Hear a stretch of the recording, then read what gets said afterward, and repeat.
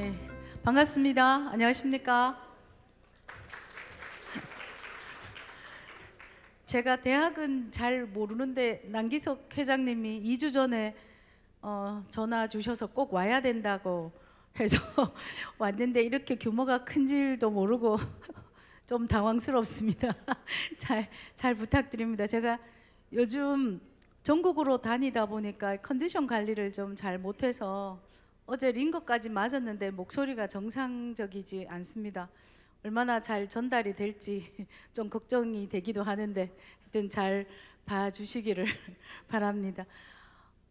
대학에서는 우리가 왜 지역 이민 정책을 해야 되는지에 대한 어느 정도의 기본을 갖고 계시다고 제가 듣긴 했는데 그래도 잠깐 좀 설명을 드리고 하겠습니다. 실제 우리나라는 출입국 관리만 있었지 이민 정책이라는 게 없었죠. 예, 저희들처럼 한국말을 하고 저처럼 생긴 선생님들처럼 생긴 대한민국 국민만 있다가 외국인이 이제 들어오기 시작을 했고, 근데 이제 80년 후반 그리고 90년 초반에 산업연수생이라고 들어온 외국인 근로자 같은 경우에는 일정 기간이 지나면 돌아가는 사람, 그러니까 대한민국에서 외국인이 정주를 하고 영주를 하는 사람들의 비자는 거의 없었습니다. 뭐 특수하게 국가에 기여한 우수 인력이 아니라면. 근데 2000년 이제 초반부터 한국 사람과 결혼한 사람들에 한해서 F6라는 영주 비자, 그러니까 F5가 영주 비자지만 한국 사람과 결혼한 사람은 피선거권을 제외한 모든 권한을 주고 영구히 살 수 있는 이런 제도가 이제 생겨났습니다. 그래서 그분들은 한국인이 되기 위한 법이 만들어졌죠. 다문화 가족 지원법이라는 거. 그래서 전국에 244개의 다문화 가족 지원 센터가 생겼고 지금은 가족센터로 통합이 되어 있습니다. 저는 노무현 참여정부 때 결혼이민자 지원센터라는 게 이제 지금 다문화 가족 지원센터의 전신인데 2006년에 처음으로 전국에 21개를 만들 때 이제 시작을 했습니다. 그래서 그 전부터는 간간히 이제 볼런티어로 활동을 하다가 정식으로 이렇게 정부 사업에 발을 들여놓고 지금까지 이렇게 이제 생활을 하고 있는데요. 최초로 결혼이민자 지원이라는 게 외국인을 영주하게 하는 사업이었습니다. 근데 이제 최근에 뭐 잘 아시다시피 F2R 비자라는 게 이제 생겼습니다. 그런데 아마 제가 잠시 아까 몇 분 교수님들하고 말씀드리니까 F2R을 잘 모르시고 계시더라고요.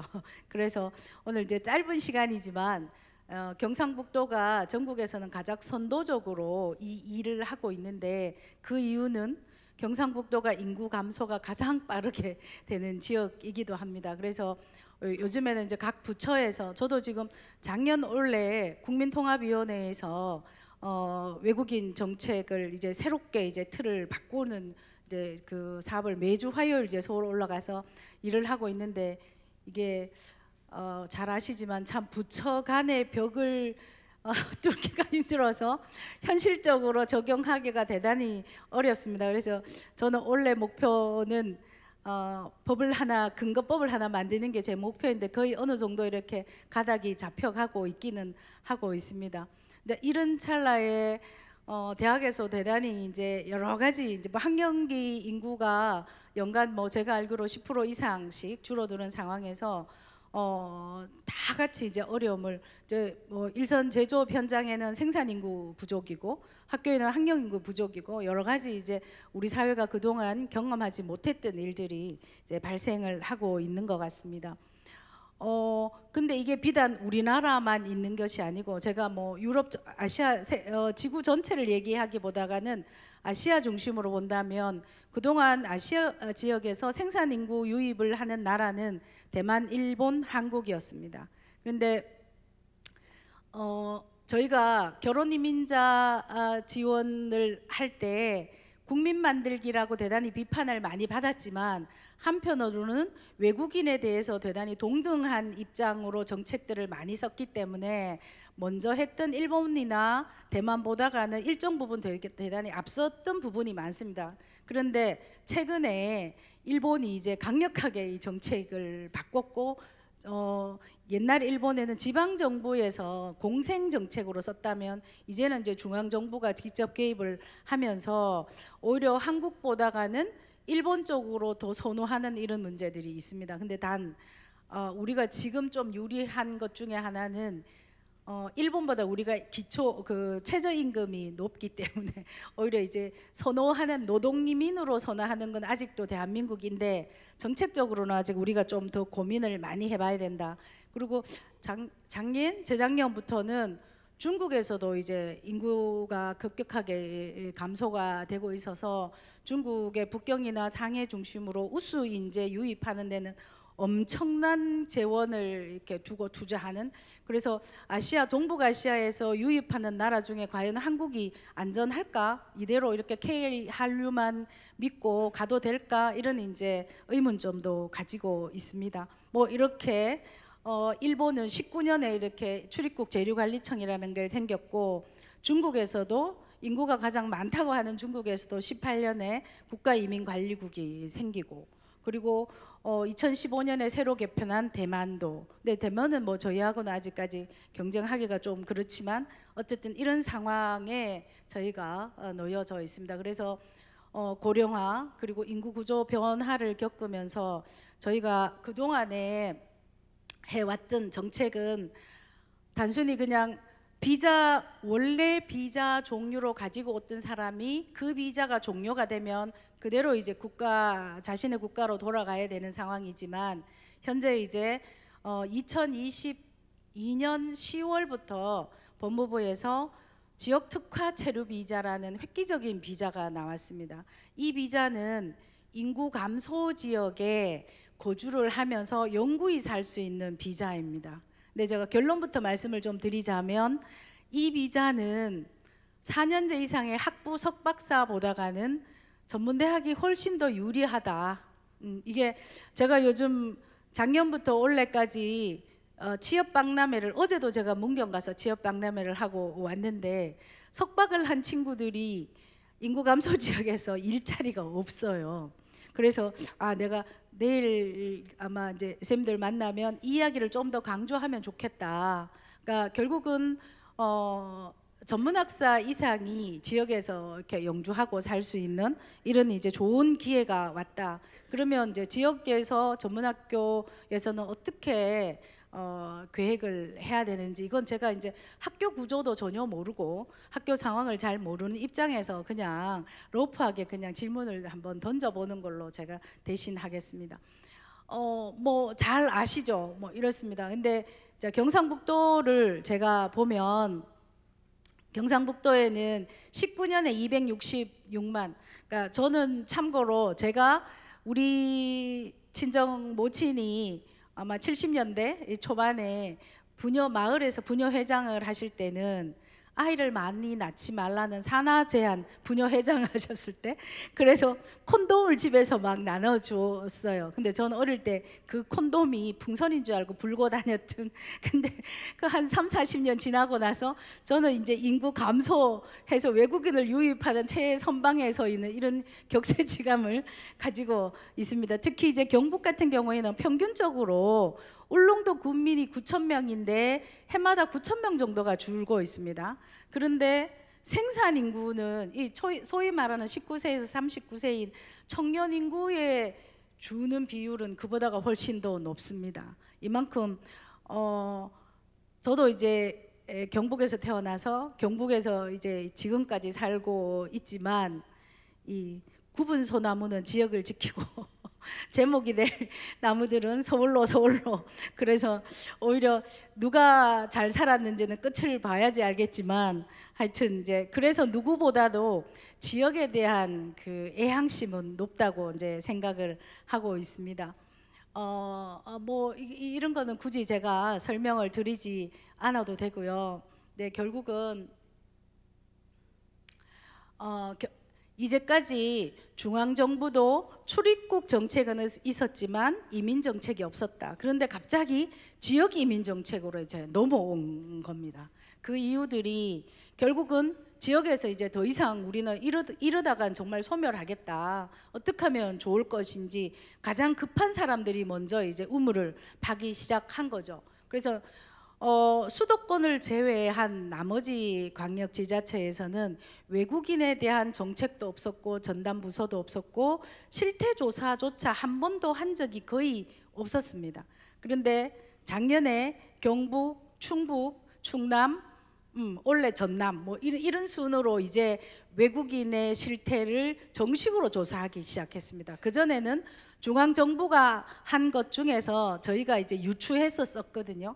근데 실제로 다문화 가족이 법적으로 3년에 한 번씩 실태 조사를 하더라도 전국에 10,000명을 하면 비율별로 하면 수도권이 40% 이상을 차지하고 있기 때문에 나머지 16개 광역에서 이게 60%로 나누면 거의 광역 단위로 한 500~600명도 채 되지 않는 숫자가 이게 이제 지역의 보편적 성향인 줄 알고 이해를 하면 대단히 이제 미스매칭한 정책들이 나올 수밖에 없었던 이런 상황입니다. 그래서 저희가 이제 작년에 좀 더 나가면 이게 아니구나. 경상북도 같은 경우에 23년 작년 1월 1일부터 지방시대 정책국이 생기면서 전담 부서인 외국인 공동체과가 생겼습니다.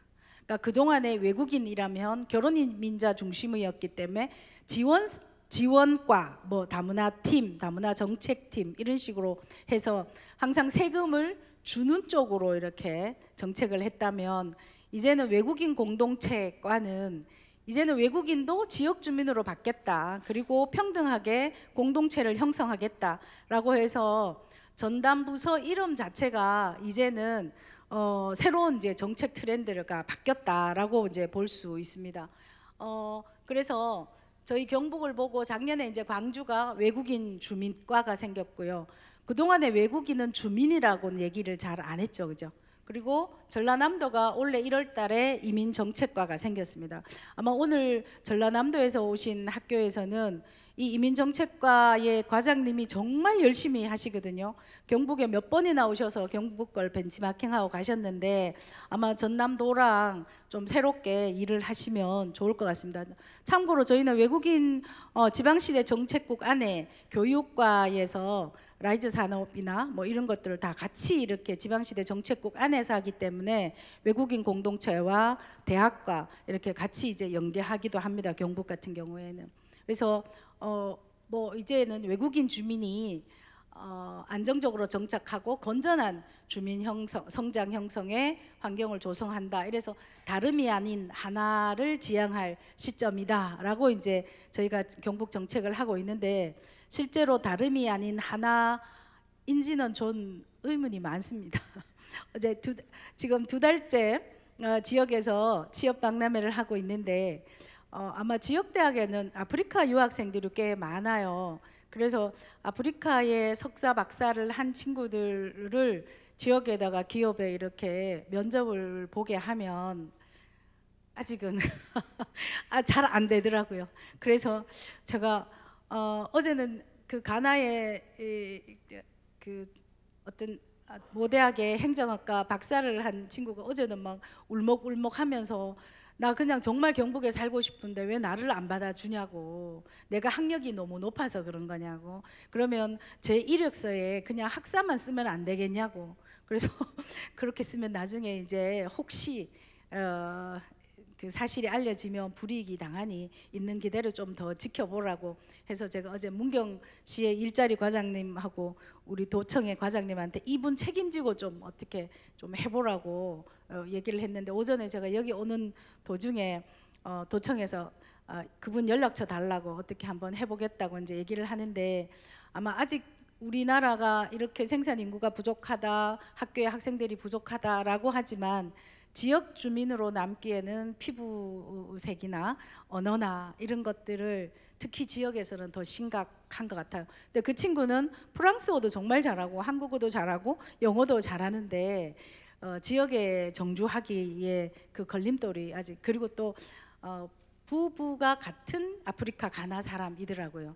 그러니까 지역 특화 체류 비자는 배우자와 함께 살 수 있으니까 아마 더 이렇게 그런 문제들이 있는 것 같아요. 그래서 그분들이 다시 이제 8월 달에 석사로 진학하겠다고 이제 포기한 사람도 있는데, 제 생각에는 석박을 하면 할수록 한국에 살기가 더 요원해질 건데 그 한국에 사는 거주 기간만 연장하고, 그리고 이제 E7 숙련공으로 석사 이상 가면 숙련공으로 가주는 이제 제도가 생겼지만, 실제로 우리나라 유학생은 거의 65, 67%가 인문사회 계열이기 때문에 이 숙련공으로 전환되기가 요원하거든요. 근데 아마 그런 점에서 봤을 때는 학력을 업그레이드 하는 것보다는 차라리 저는 전문대 학교를 선택하는 게 지역의 업체들하고, 저는 사실 경북에 22개, 제가 경북센터장을 한 20년을 했기 때문에 지역을 잘 안다고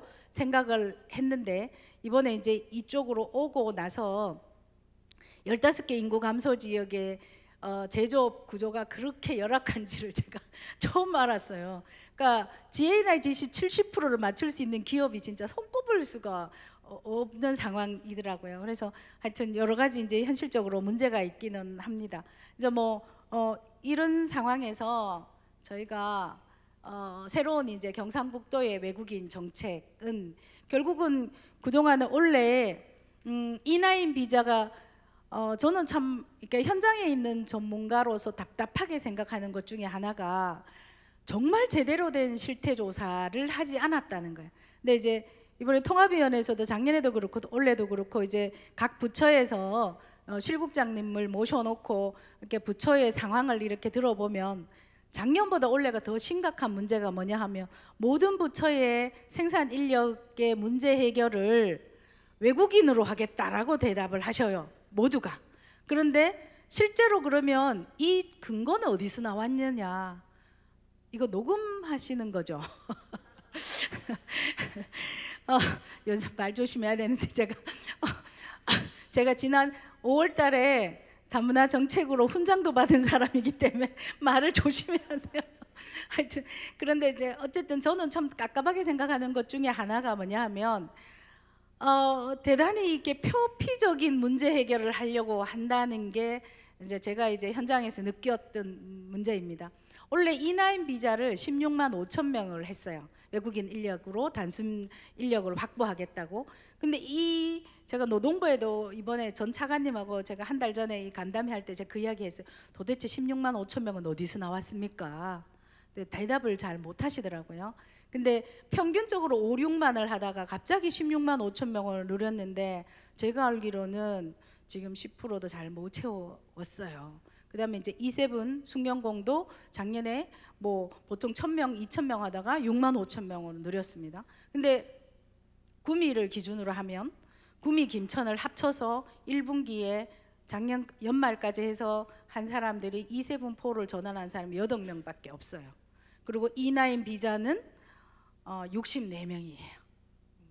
그러니까 도대체 부처별로 경쟁을 하시는 건데 그 부처에 대한 수요를 정확하게 파악이 안 되고, 이제 그러니까 제가 생각하기에는 만약에 원래 그런 문제가 생기면 국가들은 그 16개의 MOU를 협력했던 국가들은 16만 5천 명을 대기하고 있단 말입니다. 근데 그분들은 한국에서 이제 경기가 어렵다고 안 받으니까 그 친구들의 생계가 정말 문제가 또 되는 거거든요. 그래서 하여튼 뭐 차치하고 이렇게 제가 이제 말하고자 하는 요지는, 한국에서 모든 문제를 이민으로 외국인을 유입해서, 학교도 학생 수 모자라면 외국인을 유입한다. 근데 제가 이제 작년이나 그때도 보면 유학생 유치 박람회를 제가 현지에 이렇게 따라가 봤는데, 이 유학생들을 받아서 어떻게 하겠다 그 결과는 얘기했고 그냥 한국에 오라고만 얘기하는 거예요. 그러면서 이제 지역 특화 체류 비자가 생기니까 이 지역 특화 체류 비자로 어떻게 좀 해보겠다고 막 학교가 이제 막 얘기하는데, 저는 야, 이거 정말 사적 아닌가? 도대체 이렇게 해서 될까? 너무 무책임하지 않을까? 우리나라로 유학을 오는 나라의 아이들은, 학생들은 한국보다 경제적으로도 되게 어렵고 대단한 모험을 걸고 오는데 실제로 졸업하고 난 이후에 아무도 보장이 안 되고, 그다음 제가 학교에 이번에 이제 저희는 원래 경북은 700명의 쿼터를 받았거든요. 그래서 제가 경북에 있는 대학에 다 이제 국제교류처에다가 연락을 하면 D10 비자는 관리 안 합니다 이렇게 얘기해요.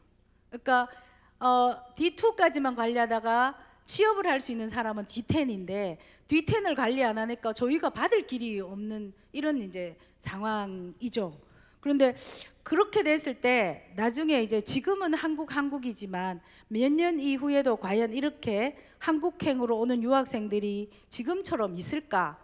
결국은 유입되는 거와 그 다음에 결과에 대한 평가를 가지고 유학생들이 나라를 선택할 건데 이런 문제들이 있습니다. 그래서 이제 경북은 좀 더 정책 대상 수요를 정확하게 파악하자. 그래서 저희는 작년에 또 수요 조사를 하고 3년에 한 번씩 이제 수요 조사를 해서 저희가 이제 맞춤형으로 진행을 하려고 합니다. 그리고 권역별로 이제 산업 형태를 반영해서 지금 하기로 이제 결정을 하고, 저희가 이제 이번에 생산성 불균형을 좀 완화시키는 이런 걸 해서 작년 저희가 이제 F2R 비자를 좀 돌아가면 F2R은 결국은 인구 감소 지역에 정착해서 그 지역이 지속 가능할 수 있도록 만드는 거다. 근데 요건은 전문학사 이상입니다.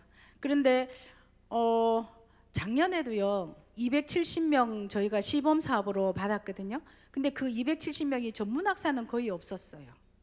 작년에는 E9도 있었고 E7이 있었고 거의 70%가 수도권에서 수도권의 유학생이거나 E7 비자였습니다.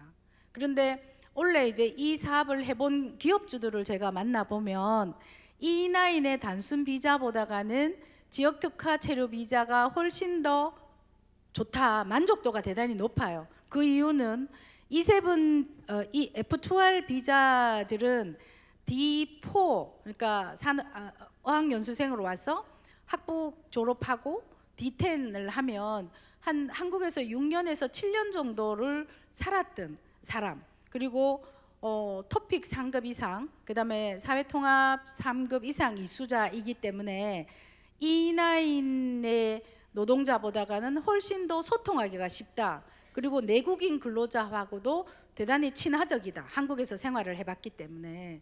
그래서 훨씬 더 만족도가 높은데, 단 작년에 저희가 270명을 고령, 의성, 영주, 성주, 영천 이렇게 5개의 270명을 받았는데 채 1년이 안 된 지난주 데이터를 저희가 보니까 270명 중에 배우자가 95명이 들어왔어요. 그리고 자녀가 82명이 들어왔어요. 그러니까 전체 270명 받았는데 플러스 인구가 177명이 늘어는 거예요. 그러면 군 단위 인구 감소 지역에 이만큼 인구 증가, 만약에 지역에서 아마 출생으로 한 10명씩도 안 되잖아요. 면 단위는 뭐 더더욱 안 되는데, 근데 그런 걸 보면, 그래서 이제 작년에 저희가 뭐 정말 사정하다시피 받아라 했는데 올해는 지자체 장들이 완전 인식이 바뀌었어요. 그러니까 상주시장님 같은 경우에는 아예 이제 F2R 전환자들을 받을 기숙사까지 지금 140억을 주고 이제 투여를 합니다. 혹시 나중에 우리 경북 지역으로 오려고 하시는 학교가 있으면 저를 통하시면 모든 문제를 제가 해결해 드릴 수 있습니다. 그러니까 일단 그래서 저는 이제 이 우수 인재는, 지역 우수 인재는 전문학교가 대단히 기회일 수도 있다. 그리고 저희 같이 사실은 그동안에 전문학교에서 뿌리 산업에 선정된 대학들의 그 졸업생들이 한국에 남아있는 실태를 제가 이번에 자료를 찾아보니까 한국에 남아있는 친구들이 50% 정도밖에 안 되더라고요. 그 중에는 아마 뭐 그 시험에 이제 불합격한 요인도 좀 있기도 하고 본국에 돌아가는데, 이런 문제들도 좀 더 이제 학교에서 좀 신경을 쓰고 지역 특화 체류 비자를 지금은 89개 지자체 중에 지금 62개 지자체가 올해 시작했거든요. 그러면 각 지자체별로 학교들하고 좀 MOU를 하든 협력을 하면 훨씬 더 방법들이 좀 있을 수 있지 않을까 생각을 합니다. 그리고 이제 그 요건 중에서 전문학교를 나오고 GNI 70%가 되면 됩니다. 그러니까 이 GNI 70%는 작년 기준으로 하면 70%가 2,970만 원의 연봉의 계약을 하면 지역에 이제 남을 수 있습니다. 근데 올 7월 달쯤 되면 이게 조금 더 올랐어요. 3,200 정도가 돼야지만 신청 요건이 됩니다. 그다음 지금 이제 여기 내용 중에 빠진 게 뭐냐 하면 우리나라 일하러 온 비자를 가지고 배우자가 취업할 수 있는 유일한 비자가 F2R입니다. 그래서 나중에 이분들이 지금 현재적으로 보면 법적으로 영주권을 취득하기 대단히 요원한데 가구 소득으로 하면 나중에 이제 영주권도 취득할 수 있고 이 조건을 계속 유지하면 그 지역에서 살 수 있습니다. 그리고 자녀가 같이 이제 들어오는데 자녀가 2명까지 들어올 수 있고 4명이 넘었을 때는 GNI 100%를 맞춰야 됩니다. 이건 이제 철저히 이민 정책은 철저한 국익 중심이기 때문에 이제 나이도 연령 제한도 어느 정도 저희가 할 수 있고 또 생산 인구가 뭐 지금은 부족하니까 이렇게 완화하지만 또 생산 인구가 어느 정도 안정적으로 확보가 되면 이걸 또 쿼터를 줄이기도 하고 뭐 이렇기 때문에 GNI 70%가 현장에서는 이 70%를 꼭 지켜야 되냐라고 이제 요구를 많이 합니다. 이 70%가 연봉 이제 3,000인데 3,000을 할 수 있는 기업들은 잘 없다. 그런데 이제 정부가 저희들도 그러면 지역 GNI로 바꾸면 어떠냐고 이제 이렇게 건의도 하고 논의를 할 때 저는 개인적으로 그렇게 생각을 해요. 그동안에 외국인이라고 하면 뭔가를 도와줘야 된다. 특히 이제 결혼 이민자들 다문화 가족이라고 하면 한국에서 결혼하는 상황도 어렵고 이제 우리 사회의 중산층이 아니라고 생각했기 때문에 대단히 외국인을 시혜적이거나 세금을 많이 쓰는 사람으로 생각했거든요. 근데 지금 지역 우수 인재라는 것은 결국 생산 인구이고 세금을 내는 생산 인구이기 때문에 GNI 70%보다 더 낮췄을 경우에 나중에 이제 우리 사회가 부담해야 되는 사회적 비용이 훨씬 더 크다. 그럼 차라리 인구 감소 지역의 인구를 증가하는 이 정책보다가 안 하는 게 낫지 않을까. 뭐 예를 들면 중국 동포가 80년 후반에 이제 한국에 들어와서 3, 40년 역사가 지났는데 한참 들어올 때 100만 명이 들어왔어요. 근데 그분들이 지역으로 다 이제 산재되어서 계시다가 지역에서는 차별이 대단히 심했어요. 그러니까 중국 동포라는 이유로 너무나 차별을 많이 했기 때문에 지금은 익명이 보장이 되는 거의 70% 이상이 수도권으로 다 밀집을 하셨거든요. 그래서 70만 정도가 이제 한국에 살고 계시는데 이분들도 노화가 되기 시작했죠.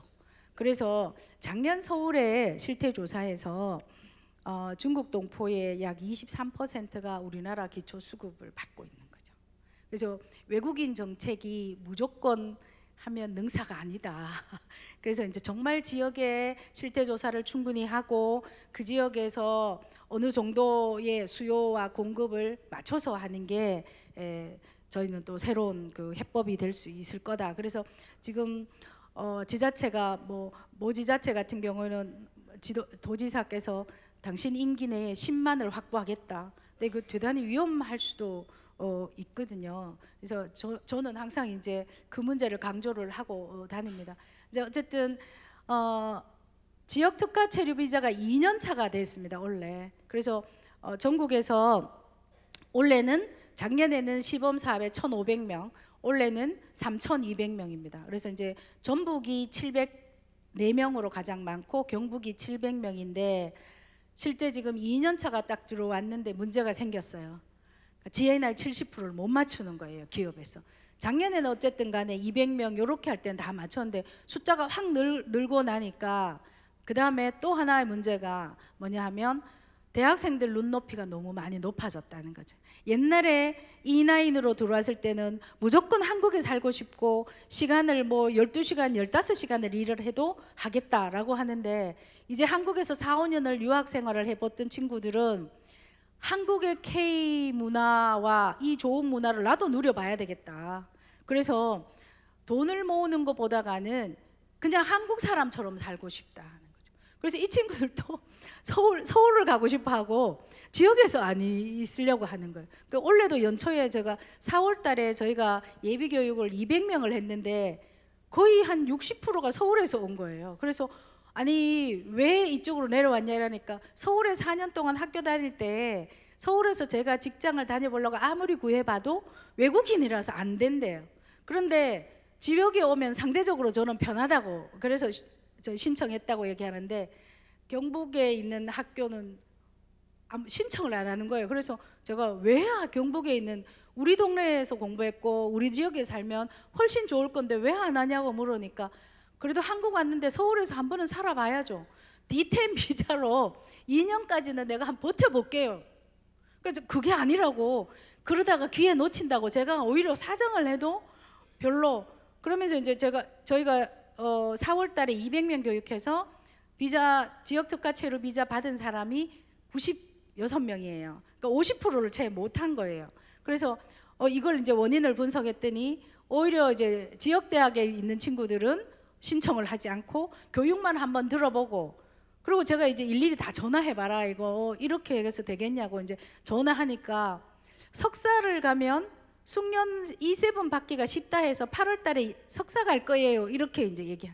그래서 참 속 모르는 소리 하네. 이제 제가 이제 그렇게 얘기를 하면서 최근에 이제 든 생각은, 경북은 특히 뭐 경북도 마찬가지고 전남도 제가 가서 보니까 전남은 더 심하더라고, 경북보다가 이게 산업 구조가. 그래서 전남은 영광에 뭐 조선소 이런 데만 지금 이제 하게 되고, 경북이 이제 티오가 많은데도 이런 문제가 있고, 또 그다음 유학생들이 유학생들도 MZ인 거예요.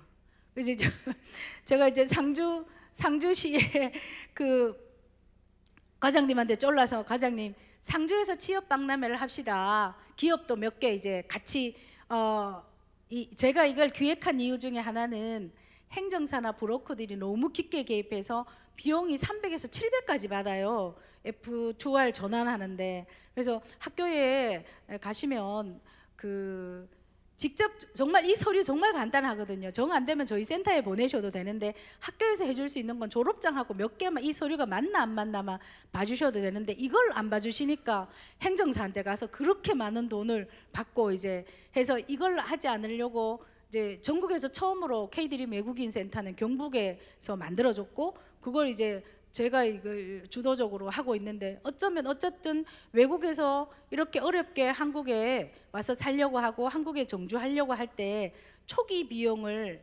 들면 안 되는 거예요. 그러면 불법으로 가요. 그러니까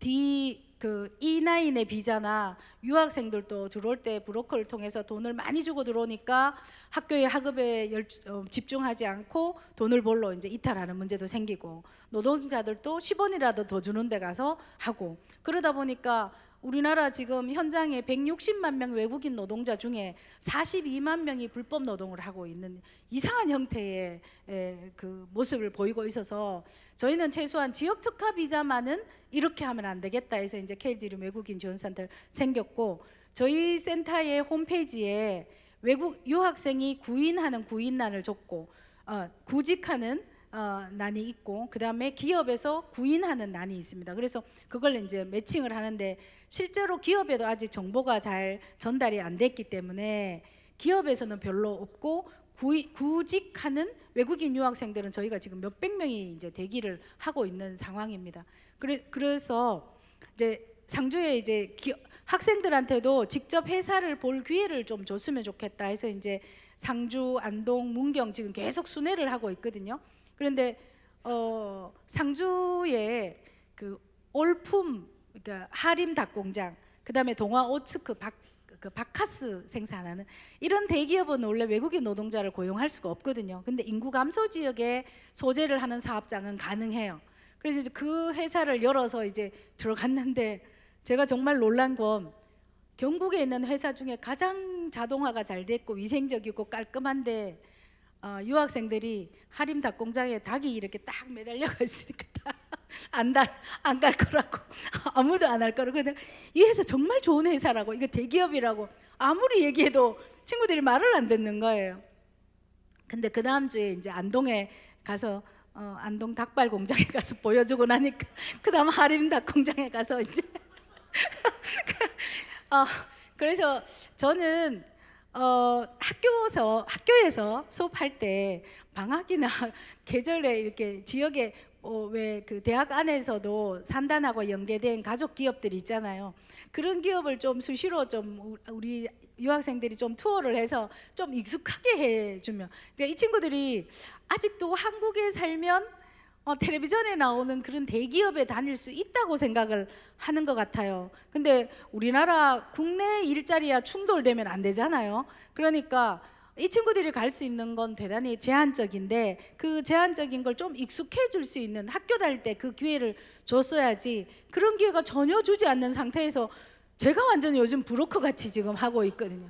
그래서 나는 그러면서 실제 돈 안 받아요. 제가 얼마 드리면 돼요. 이렇게 해서 제가 전업을 할까 이렇게 지금 고민을 하는데, 어쨌든 학교 다닐 때 재학 기간에 학교에서 이걸 좀 더 이렇게 역동적으로 좀 해내면, 특히 이제 산단에는 당연히 그런 일을 해야 되는 곳이기 때문에 그렇게 하고 나면 저희랑 연계할 때도 훨씬 좋고, 아마 지금 광역 지자체가 K드림 외국인 지원센터 저처럼 이런 기관을 광역에서 다 지금 만들려고 하고 있거든요. 왜냐하면 제가 이제 유입해서 첫 안착만 하는 게 아니고 지역에는 전국에 240개 가족센터가 있잖아요. 그 가족센터에는 다문화 가족 지원센터의 역할들을 다 하고 있습니다. 그러니까 외국인이 정주를 하는 사회복지 서비스를 한 건 가족센터밖에 없으니까 이 사람들이 지역에서 정주했을 때 생애 주기에 따른 서비스들을 지역에서 통합하는 기능들을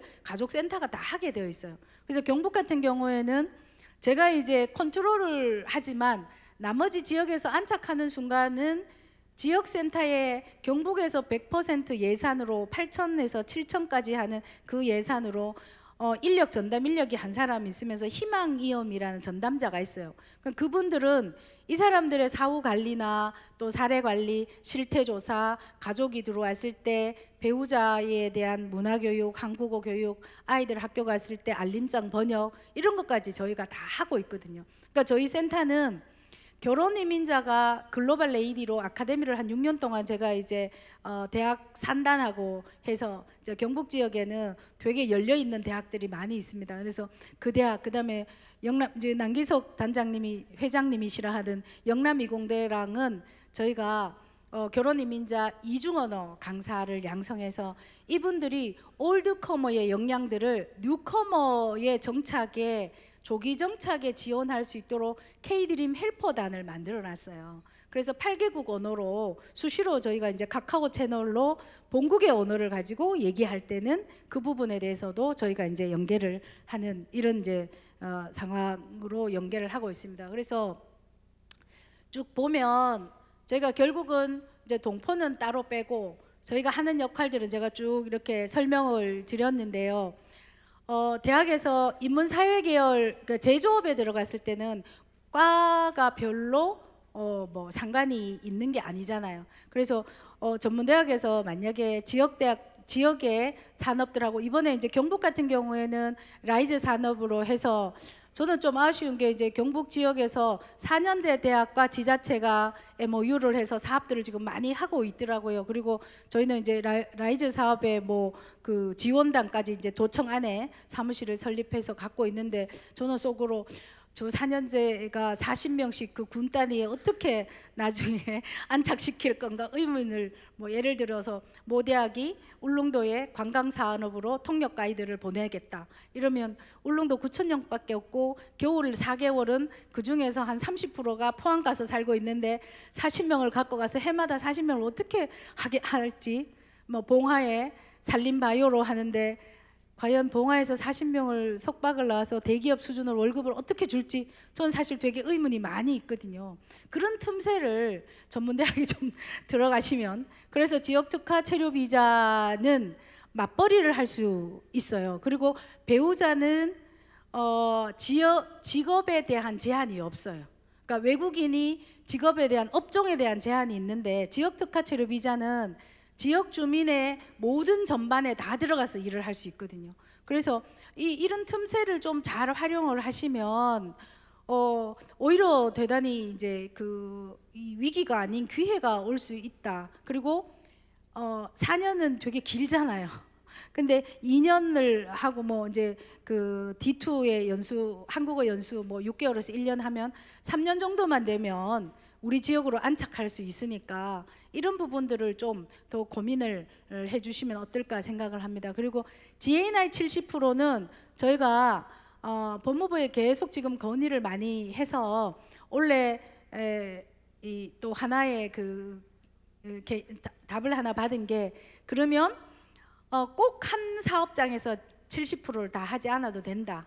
그러니까 부업으로 아르바이트를 해서 수입이 증명만 되면 된다. 만약에 농촌 가서 마늘 뽑고 고추 땄는데 농촌에서 수입을 줬다는 게 발부 안 되면 안 되고 소득 증명원만 되면, 그래서 이제 그 부분을 좀, 이거는 이제 지자체가 같이 협력을 해야 돼요. 그러니까 저희가 이제 지자체에다가, 혹시 제가 이제 그 이야기를 했거든요.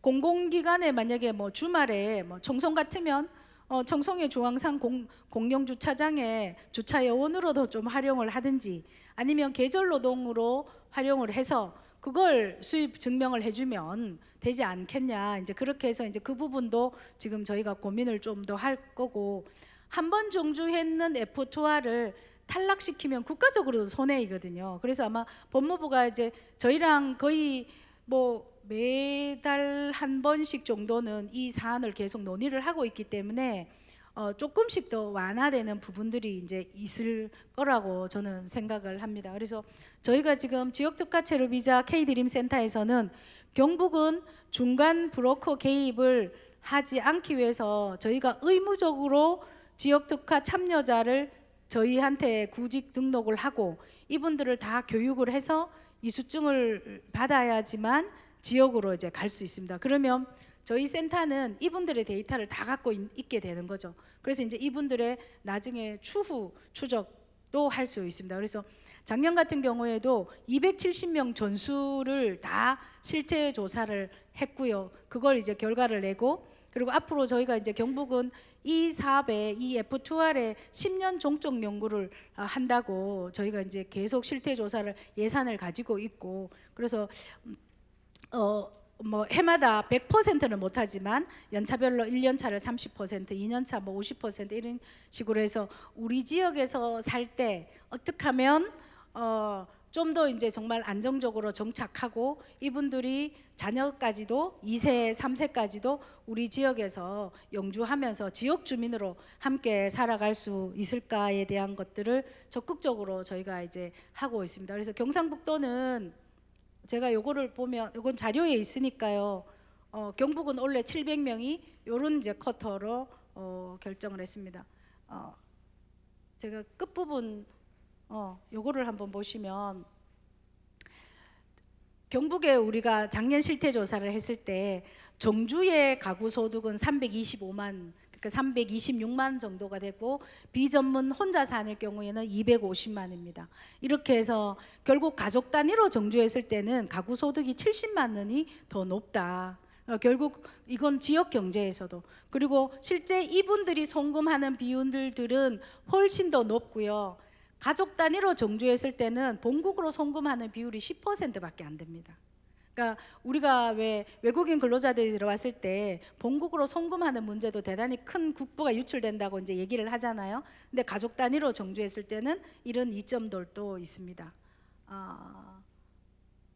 그다음 제가 마지막으로 저희 이제 경북 정책들은 책으로 이렇게 보시면 대단히 정말 선도적으로 하고 있습니다. 올 5월 중순에 저희가 추경이 통과됐는데 거기 뭐가 통과됐냐 하면 외국인 주민 자녀 3세에서 5세까지 보육비 매월 28만 원을 경북에 살고 있는 외국인 주민 자녀들한테 다 주겠다라고 이제 통과를 했고, 학교나 의료 부분에 대해서도 저희가 또 이렇게 다양하게 지금 하고 있습니다. 그래서 저희 여기 지방자치단체 이민 관련 데이터 구축을 지금 계속하고 있습니다. 이걸 이제 저희 K드림에서 주축으로 이 사업들을 지금 하고 있습니다. 쭉 뒤로 가면 제일 마지막에 이걸 한번 보시면, 저희가 지금 경북에서는 산학 K드림 협업체를 만들어 왔습니다. 여기에 좀 더 이제 전문대학이 아까 제가 얘기했을 때 4년제 대학 중심으로 있는 라이즈 산업들을 좀 전문대학이 적극적으로 좀 들어가서 이렇게 하면, 그다음에 이제 관에서는 이렇게 이제 계획을 세우고, 이제 민에서는 외국인 지원 민간 기관들이 이제 이게 경북 글로벌 학당은 경북 문화, 그다음에 이제 그 한국어 교육, 그리고 저희가 하고 있는 게 구인구직 매칭, 그다음에 실태, 이런 것들을 하고 있고, 여기에서 이제 가족센터의 희망이음 담당으로 전환을 해서 지역 주민으로 이렇게 통합적으로 안착할 수 있는 이런 시스템을 갖고 있습니다. 저희 이제 10월 달쯤에 국가별 교민회를 만들어서 이분들이 왜곡된 정보를 갖지 않기 위해서, 지금 특히 고려인 주민 같은 경우에는 한국어가 거의 안 되거든요. 그래서 대단히 정보가 왜곡되어 있습니다. 그래서 이제 이런 이제 국가별 커뮤니티를 만들어서 저희가 직접 정보를 제공하려고 저희가 이제 준비를 하고 있습니다. 시간이 다 되어 갑니다. 제가 두서없이 말씀을 드렸는데, 지역 특화 체류 비자는 지역 우수 인재지만 실제로 학력으로 그렇게 우수하지 않아도 지역에서 정주할 수 있다. 그리고 기능별로도 그렇게 숙련되지 않아도 지역 산업하고는 매칭할 수 있다. 그래서 이런 이제 새로운 사업, 시범 사업이고 본격 사업이고, 이게 이제 점차적으로 확대가 될 건데, 아마 그 각 지역의 전문대학에서는 지역의 정책이, 외국인 정책이 어떻게 이제 지금 생성되고 있는지를 한번 면밀히 검토하시고 지역과 함께 이제 고민을 하게 되시면 아마 지역별로 좀 상생할 수 있는 어떤 그런 기획안들이 나올 거라고 생각을 하고, 두서없이 제가 말씀을 드렸습니다. 감사합니다.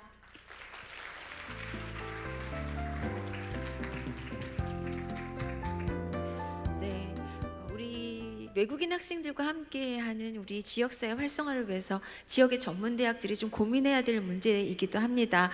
혹시 현장에서 우리 장은성 센터장님께 질문하실 분 계시면 한 분 정도. 네, 우리 센터장님. 네.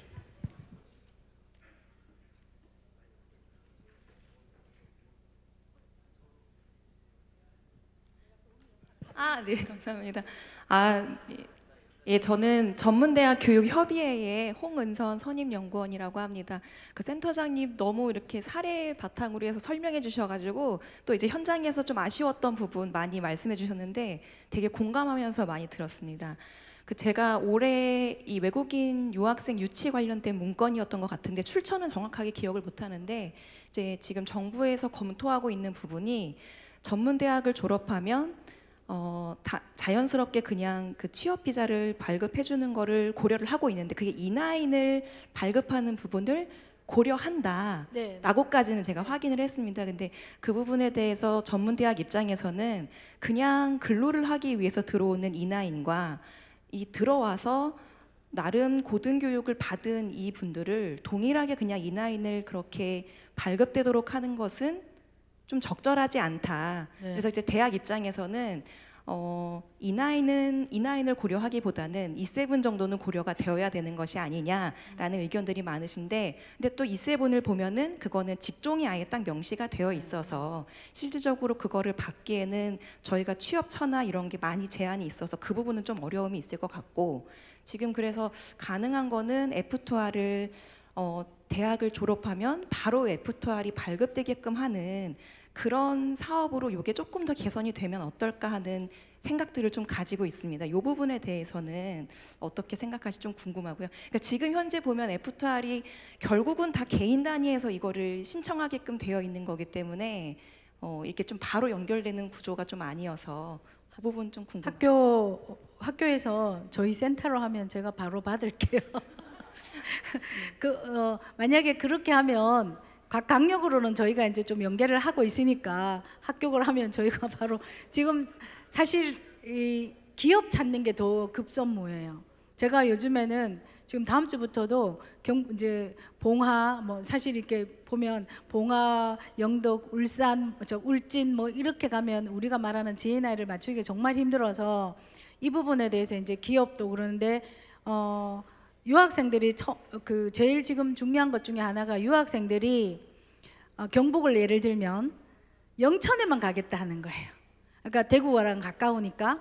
그래서 뭐 상주는 아무리 내가 고속도로도 생겼고 문경에 KTX가 5분 연말에 쓴다 해도 KTX는 내가 차가 있기 때문에 상관이 없대. 난 그냥 대구랑 가까운 데 살고 싶대. 그러니까 이제 이걸 2년 동안 학교 다니면서 이걸 여기에 대한 교육들을 계속 시켜야 되는데 한국에 오히려 요즘 농촌이 더 좋은 부분들이 많거든요. 그래서 청송에 가면 정말 전부 전원주택처럼 해놓고 살고 제가 아파트 왜 이렇게 좁은 데서 살지 청송 와서 이러는데도 그걸 이제 잘 이해가 안 되니까 그런 문화적 지역에 있는 문화에 대한 강점들을 학교 교육 안에서 많이 좀 녹여내려야 되지 않나. 그래서 저희도 경북 글로벌 학당에서는 경북 도립대학인데 거기에서는 경북학을 이제 가르쳐야 된다, 유학생들 중에서. 그래서 저는 처음부터 올 때 모두가 지역 특화는 쿼터가 있으니까 못하지만 학교에 들어왔을 때 본국으로 돌아갈 사람들은 정말 공부 열심히 해서 돌아가고 한국에 살고 싶은 사람은 여기에서 살기 위한 전 단계에 대한 교육들이 학교에서 같이 이루어져야 된다고 생각을 합니다. 그 다음에 E9 외국인 노동자로 들어오고 졸업생한테 E9 준다. 이건 이제 뭐 고노부나 중기부에서 이제 갑자기 요즘 막 그렇게 하니까 그건 제가 이제 뭐라고 할 수 있는 건 아니고 아마 그거는 이제 부처로 건의를 하셔야 될 것 같고요.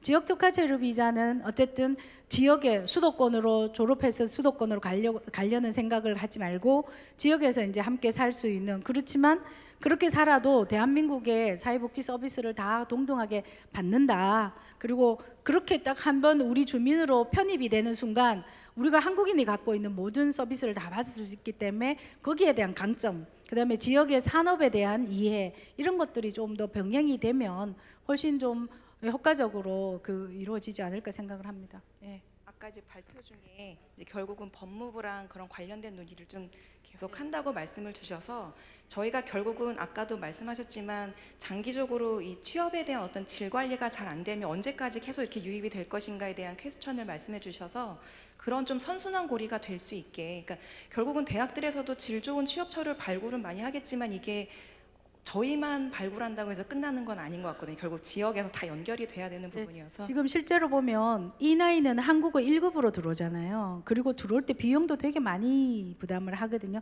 그러니까 현실적으로 저희는 오히려 유학생을 E9으로 좀 더 전문화 시켜서 가자. 저희는 이제 그렇게 얘기를 해요.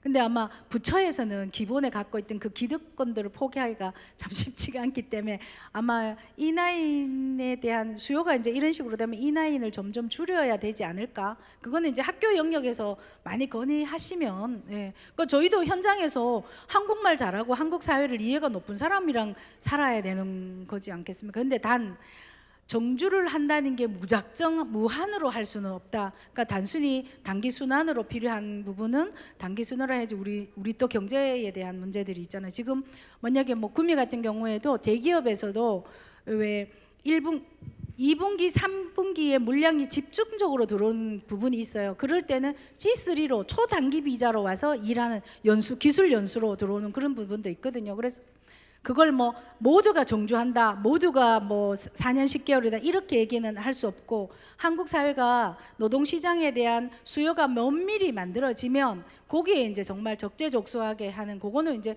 각 부처들의 숙제인 것 같습니다. 그리고 학교에서도 이제 계속 그 부분에 대해서 건의를 하셔야 될 것 같고요. 네. 네. 우리 시간 관계상 우리 질의응답은 여기까지 진행하도록 하겠습니다.